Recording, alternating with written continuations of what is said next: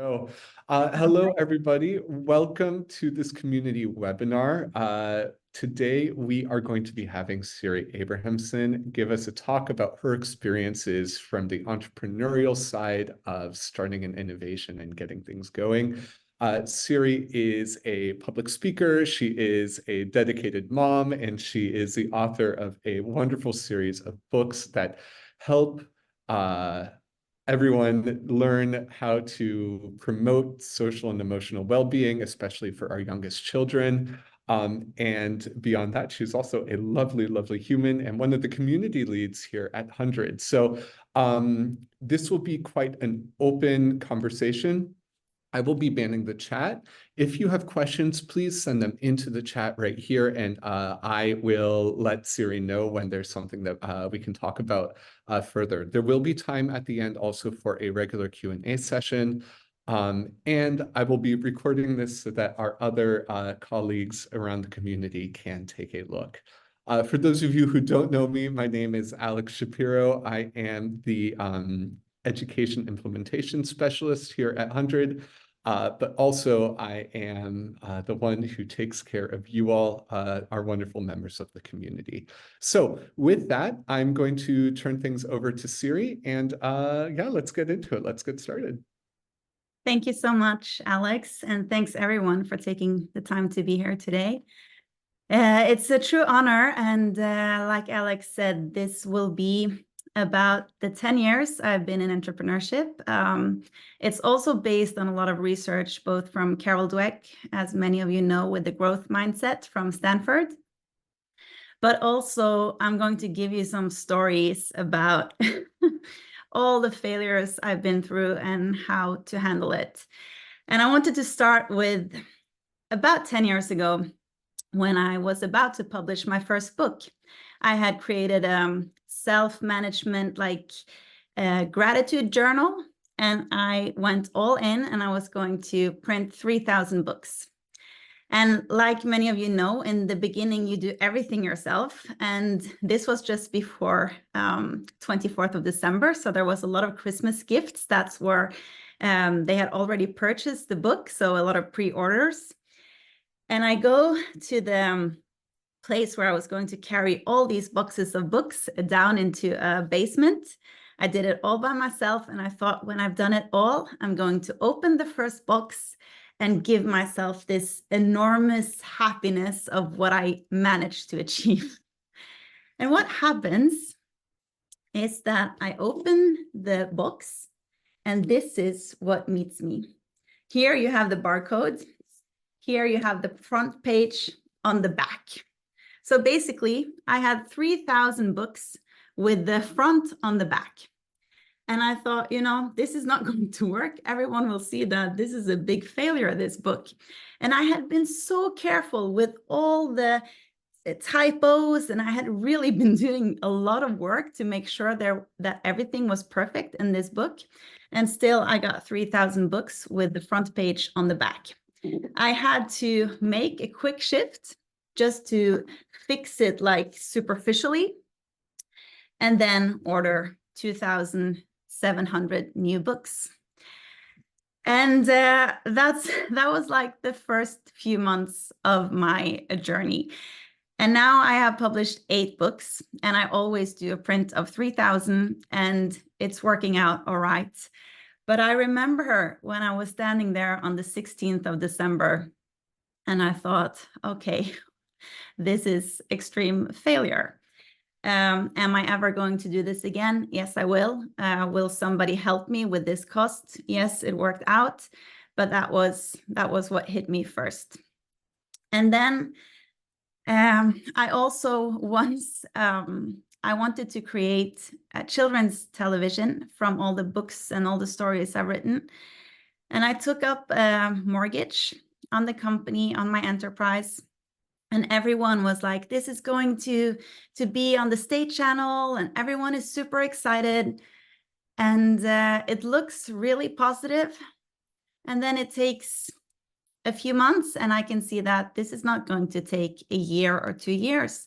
Maybe this will happen within the next decade, but I have to be extremely patient. And here I took a risk and I'm going to be paying quite heavily for that in the coming years. So that was two of the like easy ones to talk about. But I think what has been the most difficult setbacks has been hiring the wrong people, giving people expectations about a lot of work, and then we end up not being able to pay. All the times in the meetings where people are positive and people are talking and nothing actually happens. So I believe that this is a part of the everyday life of an entrepreneur, and it can be quite demotivating. So what I wanted to do today is to give you 5 of the takeaways that I've learned and that I work on to create resilience and to keep my motivation. Because I believe also as an entrepreneur, and when you're creating something, it's a craft, it's things that, yeah, that you're creating, it can also become quite personal. And being able to sort what's personal and what's professional and how can I take care of myself in this process, that's something I hope can be valuable for you. And I know that we are in different places of the world. I'm in Norway. We have many support systems here that maybe make some of these things easier here than in other places, but I believe still kind of managing yourself in the process is what most of this will be about. And also, if you're not an entrepreneur, but you're curious about this subject, I believe there's some topics around building resilience that are completely universal. So when you hear what I'm saying, just try to think what's relevant for me and how can I use this in my everyday life. So I'm going to give just a brief introduction about what growth mindset is. It's the opposite of what's called a fixed mindset, where fixed mindset is basically you believe that you are born with some talents and capabilities, and and those are kind of static. So you can't really grow your potential. You can't really grow your different skills. It's like it's kind of set. Either you're really great with music or you're not. You're a great speaker or you're not. You're good at writing or you are absolutely terrible at writing. That's the fixed way of looking at your skills. A growth mindset would be the opposite, right? You know that, okay, some things come easily for me, some things are more difficult. But if I practice and practice and train and fail and train again and do more, I will increase my skills in this area. And when you have that kind of perspective on your skills and what you can do, you will also be more focused on the process instead of the outcome. So it's about embracing the process you're in and looking at both failures and success as something you can learn from.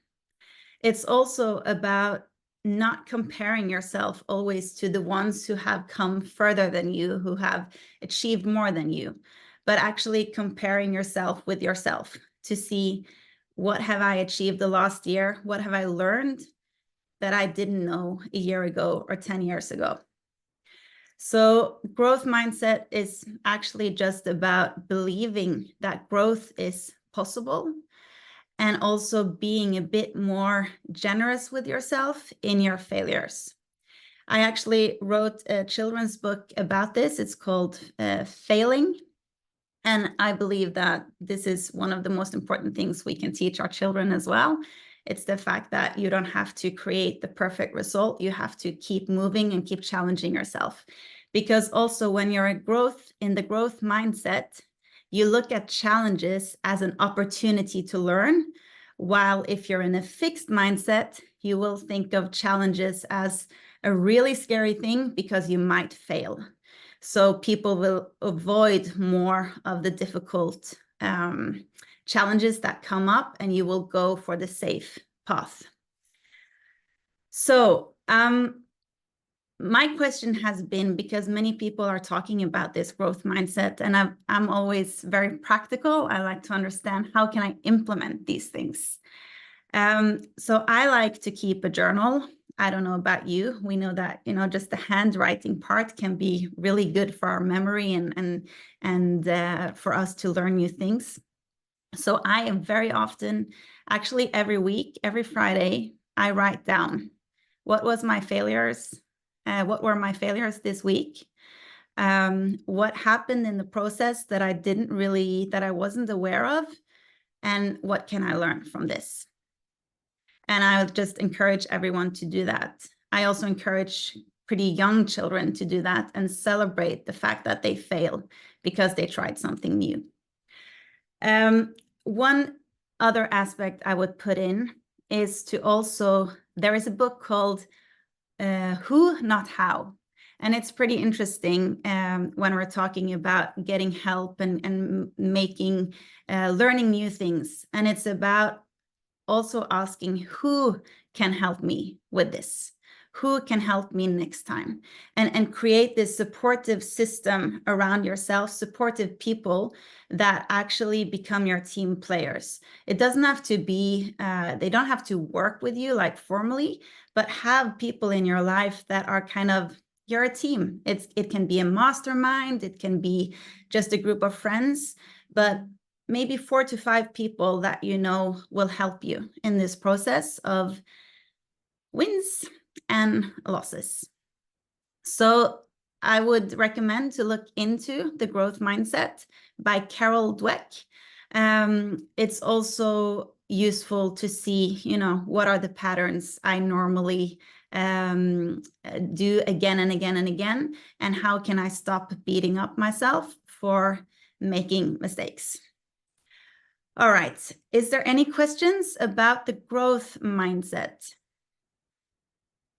No, I don't think so. We don't have questions right now, but No. Kim Flintoff does recommend James Anderson's The Mindset Continuum, which is an expansion of that model. Yeah, super. All right, so that's a number 1. Number 2, you've heard this before, but it's all about finding ways to take care of yourself in the process. I remember looking in my journal from 2021. It was after, like we all know, the pandemic. It had been really difficult in my social enterprise at that time. I had to lay off 5 people. That's always heavy because we care about people, and saying goodbye that's really painful. I was also working extreme amount of hours trying to fix everything myself.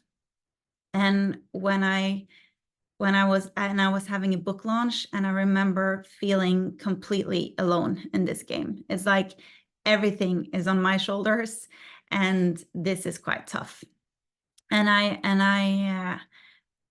noticed that my sleep went to become quite poor. I didn't take care of myself the way I should, and then you're like in this very negative spiral. So I really believe in being clear about what's important to you. What gives you joy in your everyday life? What are those small sparks that just gives you moments of joy? Because joy is like fueling our spirit, and it makes it much easier to handle setbacks. And I don't believe that's coming from somewhere out there. I really believe that I have to do something to create that.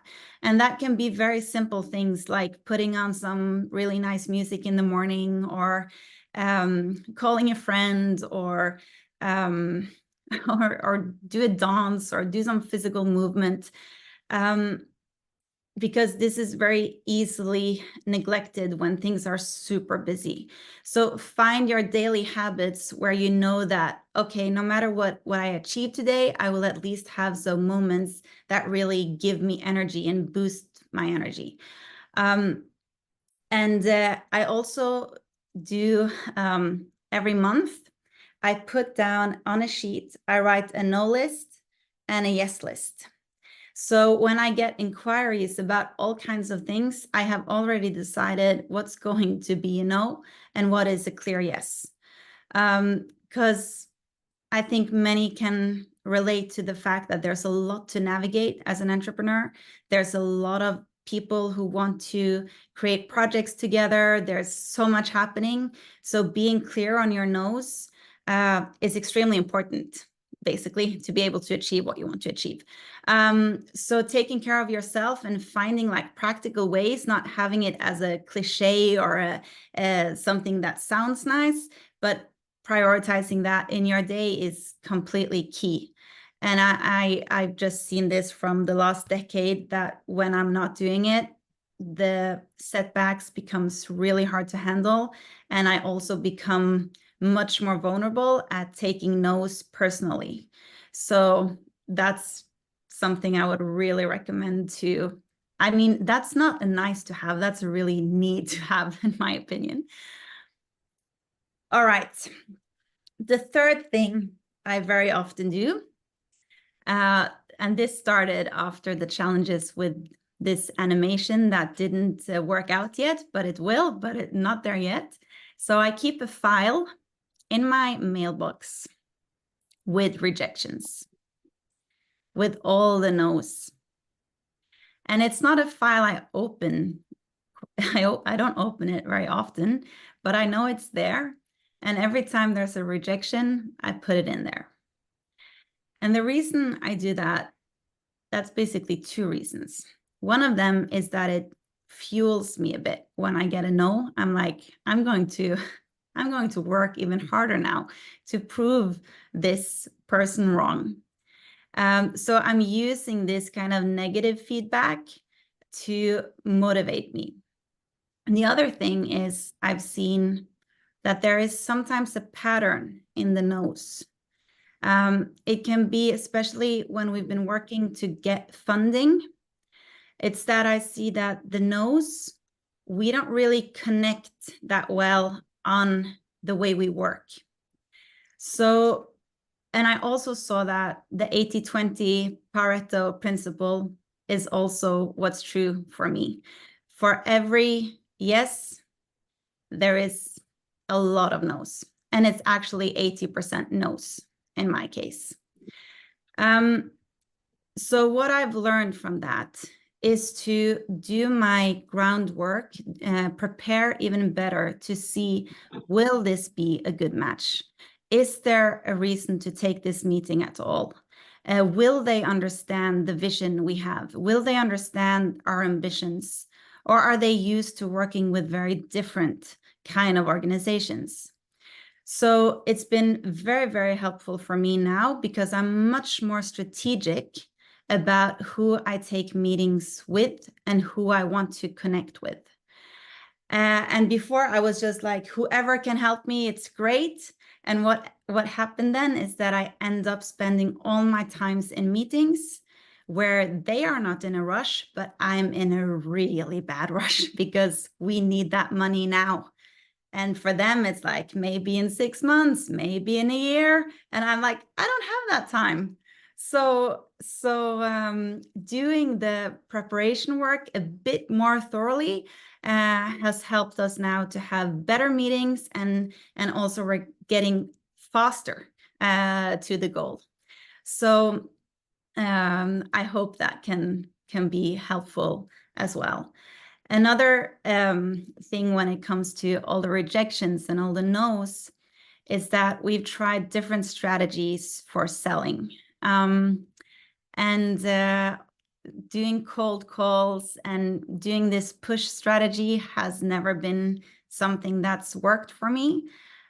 So when there is a lot of no's, I'm also asking myself, okay, how can we as an organization serve our target group better?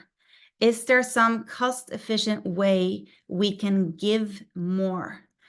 Because from my experience, that is like building the movement, and the more ambassadors we can have on behalf of our organization or behalf of the work we're doing, the sales will go from push to pull. It will grow organically. And that's something I'm working on constantly, is to just ask myself when there's a lot of no's, okay, how can I serve better? How can we serve more people? How can we give just a bit more value? I never want to be worried or afraid of giving too much value. That's like, I believe that giving, and I guess I believe that then you will get something back. And that's been my experience until now. You get a lot of goodwill in people.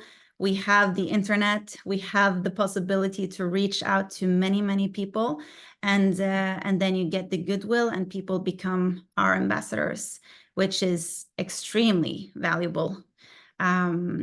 So that's a bit of a mix in that third, keep a file with all the no's, but also ask yourself, how can I serve more? How can I serve better? And also maybe ask more questions. What do people really want? And also for the no file, I've also asked them, where was this a mismatch? What can we learn from this? Being curious instead of just, okay, they have been wrong. They haven't understood my project well enough. So I guess that's like a learning too, just trying to understand how they perceived the project and how I can become better in the next round. All right, I just have to look at you guys to see how you're doing. Is everyone okay? So it's like this talking and everyone's on mute. I'm like, are you following? Is my English, am I speaking too fast? I think I got a thumb up. Thanks. That's good. Okay. This took me some time to want to realize, because I want to make the world, basically my vision is to make a world of empathy. And I'm very idealistic. I just want our children to be well and to be seen and to be loved, and build a team surrounding the children. And I mean, I'm a more like peace and love person. So for me to talk a lot about money has been a transition for me, because I'm not that interested basically in the money. But I've learned a lot that money is energy. And the times where we don't know what we will have in a few months, I find it extremely stressful. And also my creativity goes down, my ability to serve goes down. So I've now kind of found peace in the fact that money is energy, and I need it. And I need a lot of it to be able to create the impact that I believe we can make. And I also used to believe that being too strategic was the same as being a bit cynical. But now, after 10 years, I've learned that that's the only way I can achieve my dreams, is actually to be extremely strategic, especially with my time. So, and with my time, I mean that if there's very little money coming in from funding, I have to be creative and finding ways to create new revenue streams. And this is where the agile flexibility is super important. I'm used to being like very goal oriented and knowing exactly what to do and where to go.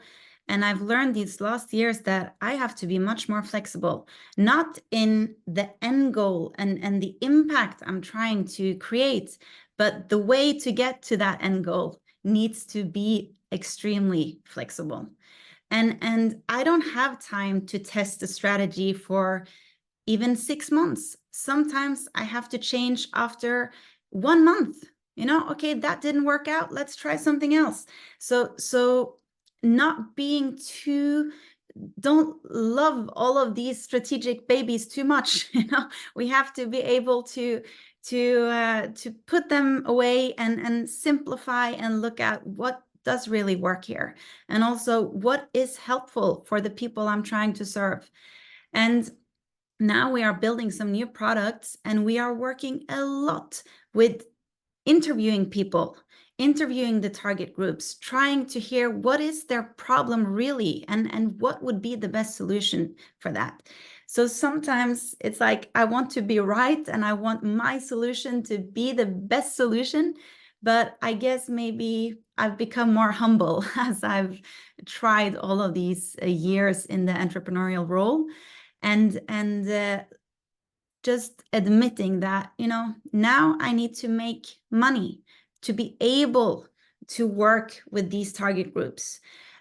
So there is some about our beliefs around money where I think especially many of us are in nonprofits, we are in different social entrepreneurships, and what I found in the HundrED community is that we are all big-hearted, kind people who just wants to make the world better. And sometimes it's almost like we are talking this need of money down because we don't want to be money focused, and this is not why we're doing the work. But I really believe that the most idealistic people in the world, we need to get more money to be able to create the world that can be much, much better than the one we're living in. So on my now, this is bullet point number 4. I would work a lot around my belief system about money, because lack of it is so draining. And as a leader and as I am running 2 organizations, I can see that the way I lead, the way I am living my day-to-day life, if I'm extremely stressed about the money, I can't do good work. So now when I'm prioritizing my time, I have to think of first and foremost getting some revenue streams going because I'm waiting for some answers of the funding. So it's always weighing this short-term revenue streams compared to the long-term goal. And if I could just choose in a perfect world, I would just work for the long-term goal. But I see that I have to do both. I have to also secure the short-term money, because there is one thing I'm not willing to do, and that is to lose my vision, to lose my chance of working on what matters the most to me, what gives me purpose, what fulfills me. That's the one thing I'm not willing to let go of. So that means that sometimes I have to do short-term decisions that's needed for the long term. All right. The last point, which is number 5, is that on LinkedIn, on Instagram, on all of these platforms, people are always sharing their wins, which I like. I like to be able to be happy for others and join in on the wins, but we very rarely, well, I don't share when, today I got a rejection again from this and that. I don't share that. Sometimes I share about difficult processes, but people share when things go well. And I think sometimes we become a bit, we forget to think about the fact that all the other people are also being rejected. And we compare ourselves to others, and then we might think that we are alone in the world on getting all these setbacks, but that's not the way it actually is. So I would like to make sure that we see this as a long-term project. We are in this for the long run. And the organizations that are extremely successful and are able to create huge impact in the world, most of them have been around for 20, 30, 40, 50 years. And I've been comparing myself with an organization that's been around for 30 years, and I've been here for 10. And it's like I'm annoyed with myself because I'm not able to create as much good impact as them, instead of cheering for them and using that as inspiration. So I think it's important to remind ourselves that things take much more time than what we believe in the beginning. And be like, look how far you've come. 5 years ago, I was a complete different human being. Meeting the HundrED community has been so rewarding. Just figuring out that we are not alone in the world at all. There are a lot of people who wants to create the same impact. We can collaborate with, we can be inspired. So for me, it's also a daily practice to know that what inspires me? How can I make sure that, okay, yes, there's a lot of setbacks, I understand that, and I feel it in my whole system, but I also know that if I go to a school and I meet children that are 5, 6, 7 years old, that's extremely inspiring. I know that there's inspiration everywhere. And I think also this is where perspective comes in. I lost one of my best friends last year. She died from cancer, 45 years old. And I think about her daily because I know that when she woke up in the morning, she gave herself a few seconds to reflect on the fact that she woke up. And I'm trying to live my life like that, to embrace the whole process, not just the entrepreneurial process, but my whole life, and not take anything for granted. And my husband said last week, he said, it's so great to wake up when there's battery on my toothbrush. And I thought, yeah, that's a good thing to notice, find those small things to be grateful for, because it's so powerful. And now when I look back, now I've only talked about the setbacks in some of the setbacks at work, but if I look at my life, all the challenges I've faced, I'm thinking, I'm grateful for many, many of them, because it gives me a perspective on life and it gives me motivation to keep going. And I also thought about that, I'm very lucky. I feel very, very lucky to work on things that give me so much meaning. There's a lot of people who have jobs that are meaningless, and this is extremely rewarding work. But I also try to look at myself and also give myself this sense of being proud of what I do, being proud of my work. And it's so easy for me to always, oh, but there's a new thing now. I want to do this. I want to do that. I want to do this. But give yourself some timeouts, and just look at, wow, I've done all of this. It's great. I am all of this for the people around me. That's what matters most. And then bouncing back becomes it's just a kind of everyday rhythm. There's ups and there's downs, and that's just the way life is. And I don't believe, even if we had millions in funding, I think it would still be challenging. So I guess that's what I've learned these last 10 years. That was at least the highlights. And now I can see that there's a lot going on in the chat, so I'm going to be a bit quiet now so Alex can update us. Yeah, absolutely. There's a really wonderful question from Rashmi. So Rashmi, if you'd like to unmute and ask the question directly to Siri for everyone. If not, I'm happy to read it off for you.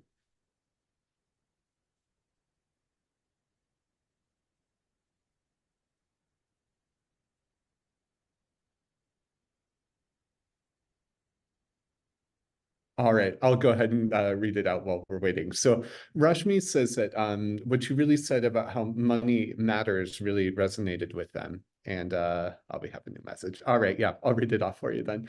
So now they're beginning to realize how money is inhibiting their ability to do better, and they're struggling with finding donors who are willing to invest in small organizations rather than large ones. One needs money to become larger. So it's a chicken and egg situation. So have you encountered this, and how do you navigate that kind of challenge? Yeah, I think it's a really good question. There's a lot of chicken and egg situations. One needs money to become larger. So what I found is that the donors that, or the foundations, in my context, has been many foundations, and the foundations that are has been around for a long time, who are quite conservative. They have a lot of regulations, and they're very like they don't want to take any risks.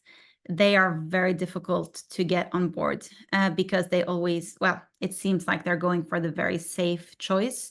So what I've been looking for is more newer foundations or newer donors that don't have all of these big boards where they're like, you know, they're just too conservative.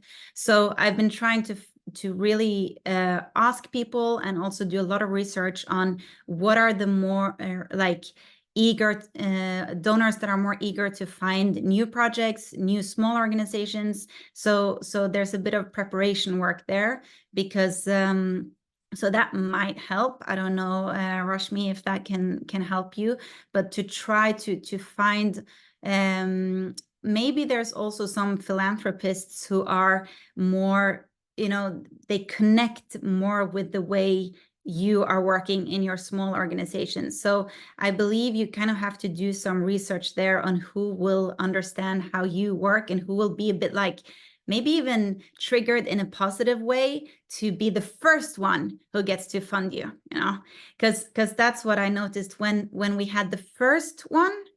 And I worked really hard for the first one. I was quite, normally I'm a bit like careful trying to follow their ways of doing things, but I was like, I need to meet you in person. I need to meet you again in person. I kind of just took the place I wanted to have.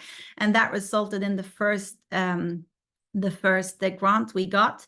And then that actually made it easier for us to get others. So it's this getting the first mover. But I would look into maybe newer donors that are quite small as well, because they will understand your situation better.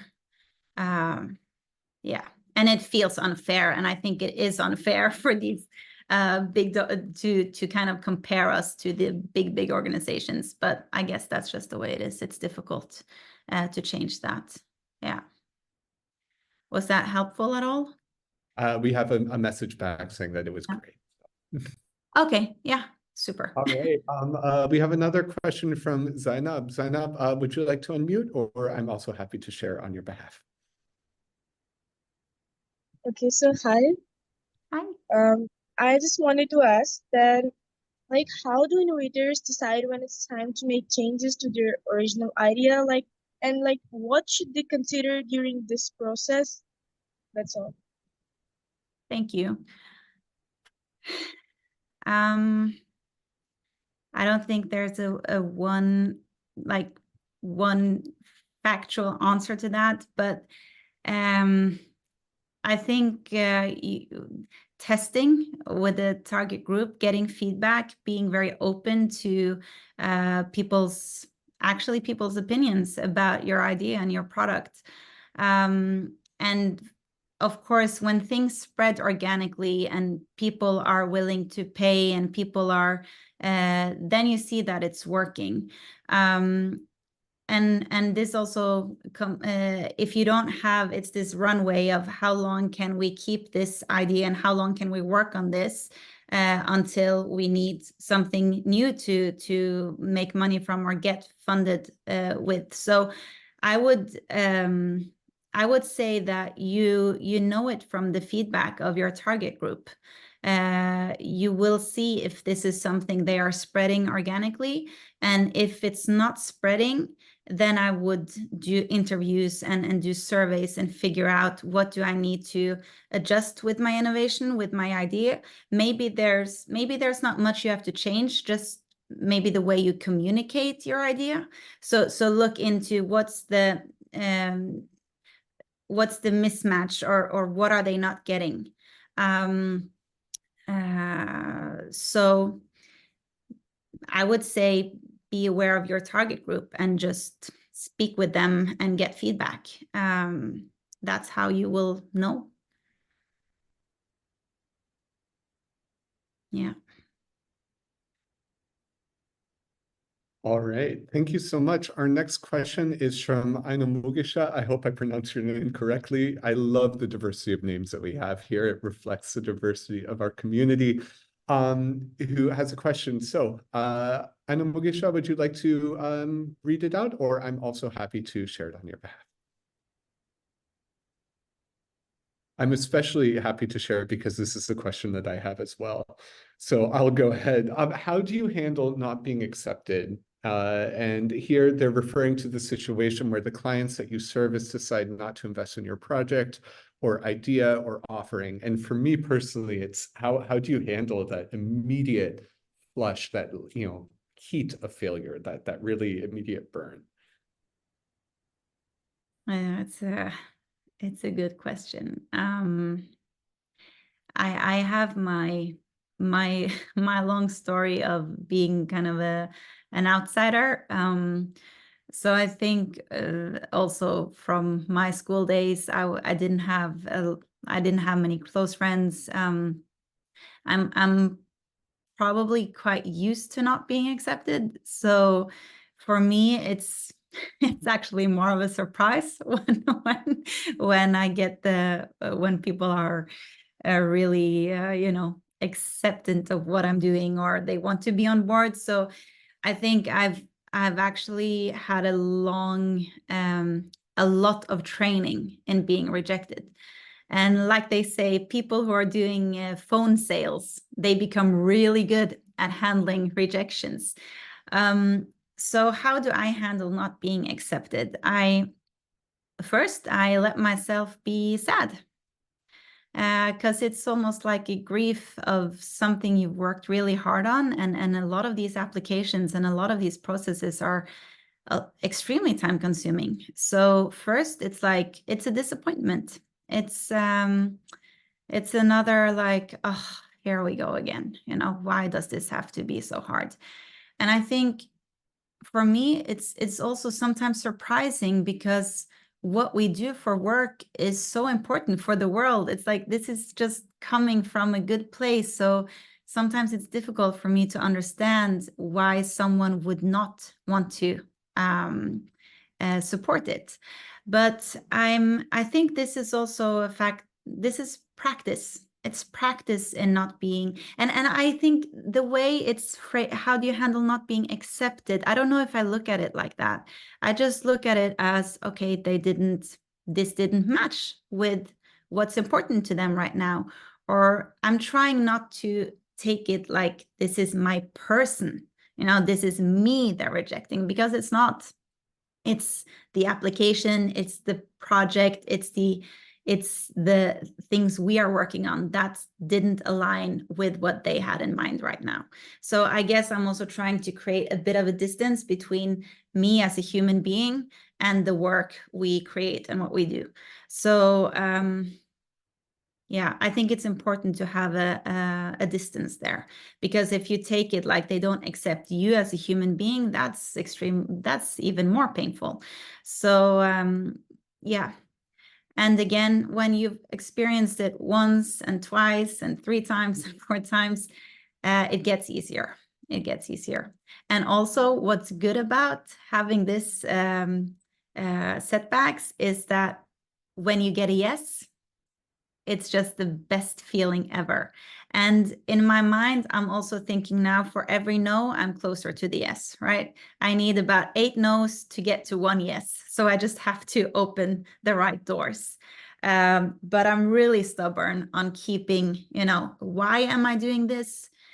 If you have stories from your target group that are like positive and filled with the gratitude, I would just surround myself with knowing, why am I doing this, and keep serving those people. This foundation or this group, they just didn't really get it. Let's try again. All right, great. So Yuju has the next question, so we'll let them go ahead and share. And then Varnessa, you are welcome to share your question after that. So my question was, where do you get your inspiration from, and like what motivated you to make a difference? because like I'm currently struggling on like how I can have an impact. And yeah. Okay, so where do I get my inspiration from? And the other question was? Like what motivates you to do what you do? All right. Thank you, Vanessa. I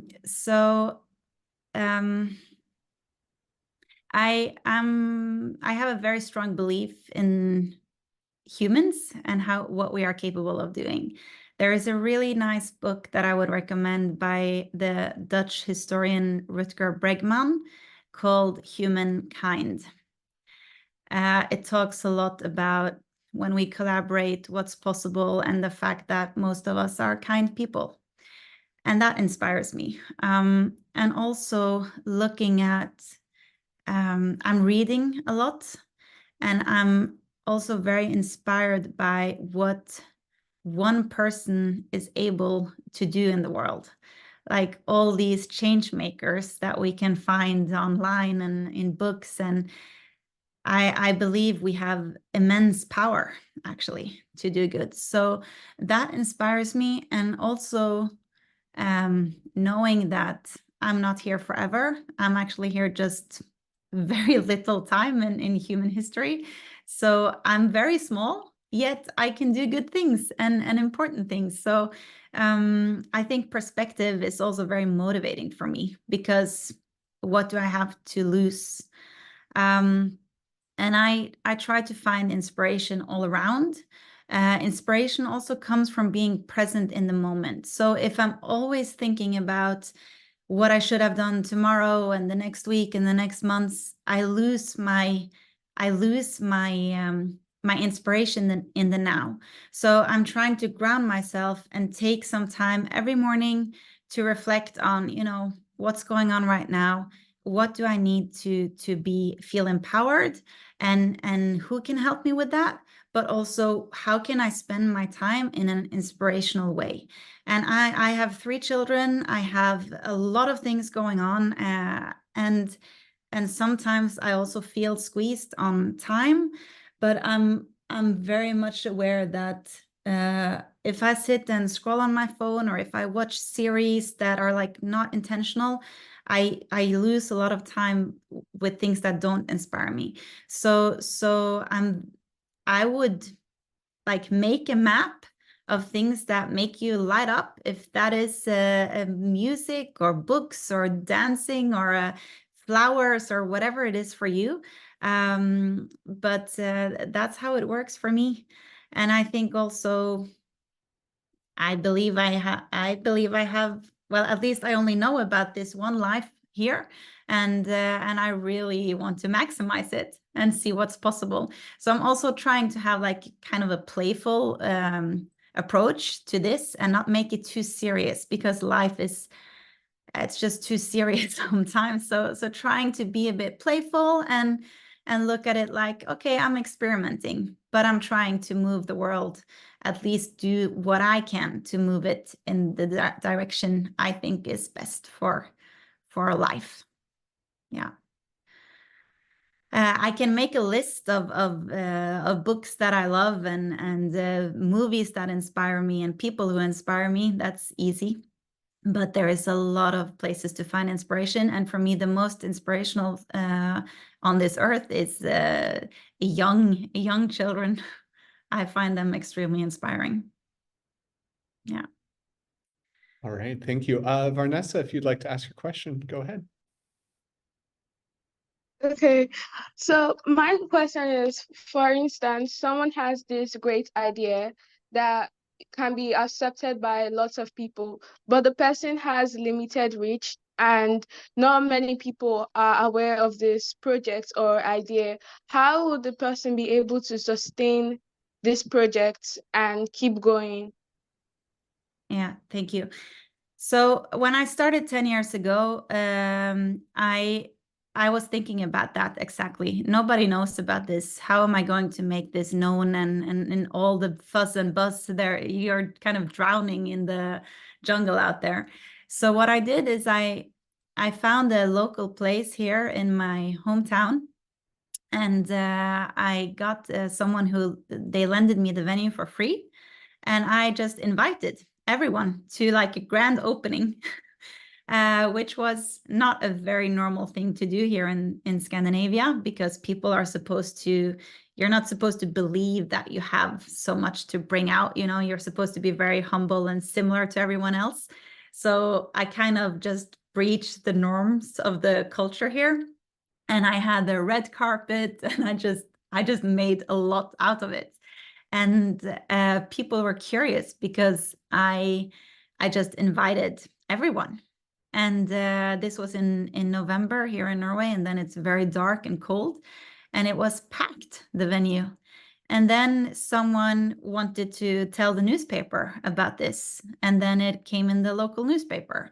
And then I started writing just my articles to the local newspapers. I didn't get anything paid for that. There was no pay, but I just knew that I need to get my perspectives out. I need to get a name. And then I said yes to everything. Very poorly paid jobs, but I knew that I have to meet a lot of people and I have to tell them about what I do. And then of course I started social media, Instagram, and it takes time. It takes time to build a following. And you have to ask yourself, is that important to have a following on social media? Maybe it's not. Maybe what's important to you is to have a community meetup once per month. You know, you have to find what's relevant for me. But I think being a bit brave in the beginning on creating some buzz, showing who you are and what you want to do, it seems like people become a bit curious when you're willing to do something that is a bit outside the box. And then I've also experienced that there's a lot of people who want to help, not necessarily with money, but with their networks. You know, if they believe you have a good idea and they believe in your project, they want to open doors for you.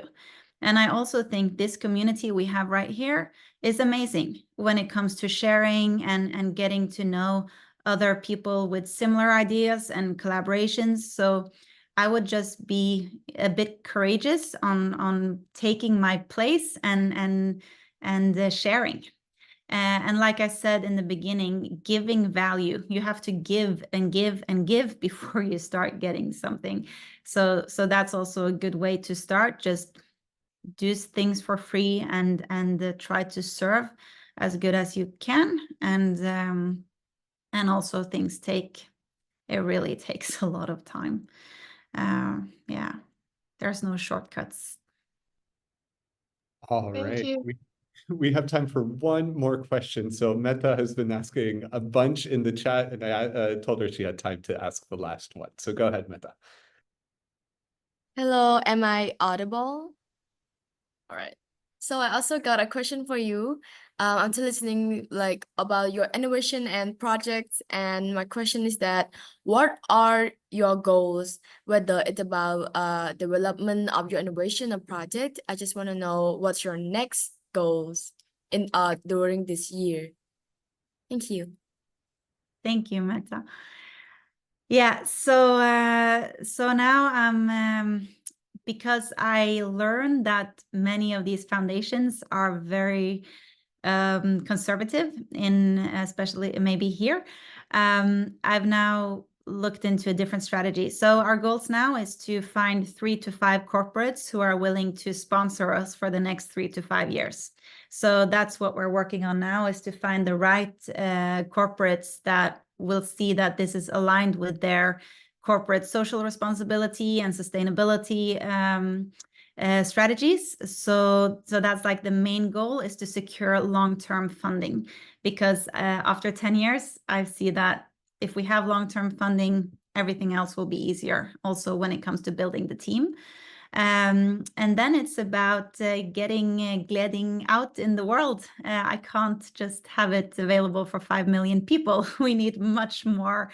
We need to make this much more available in the world. And I love to work in a global network. For me, this has such an enormous value that we come together from different time zones and different cultures. And because for me, this is also very inspiring to see that no matter where you are on this planet, we have something in common. And that's what I love the most, is to see the universal aspects of humanity. So, so that's the way forward. Secure the funding for the next 3 to 5 years and get this out. All right. Thank you so much, Siri. And thank you, everybody, for taking the time out of your day today to come and talk about these really impactful issues. I know that I've learned a lot, even though I spend so much time already thinking about growth mindset. So I actually have an ask for everybody in the audience right now. What is one little thing that brings you joy every day? So Siri mentioned a couple of times that when you're really getting beaten down, it's important to remember the routine. So please share that into the chat if you can, because I sometimes need inspiration as I'm juggling all of my balls in the air too. As you put those in, I want to say thank you once again. This will be recorded, or it has been recorded, and we'll be posting the video on YouTube so that you can share this out with other folks as well. And as always, HundrED is here to answer your questions. I'm going to put my email down in the chat as well if you would ever like to email me for any reason. And please feel free to share your emails with each other too. With that, I'm going to say thank you so much, Siri. It's been an absolute pleasure having you here today. And thank you for everyone else. And we'll see you around next time.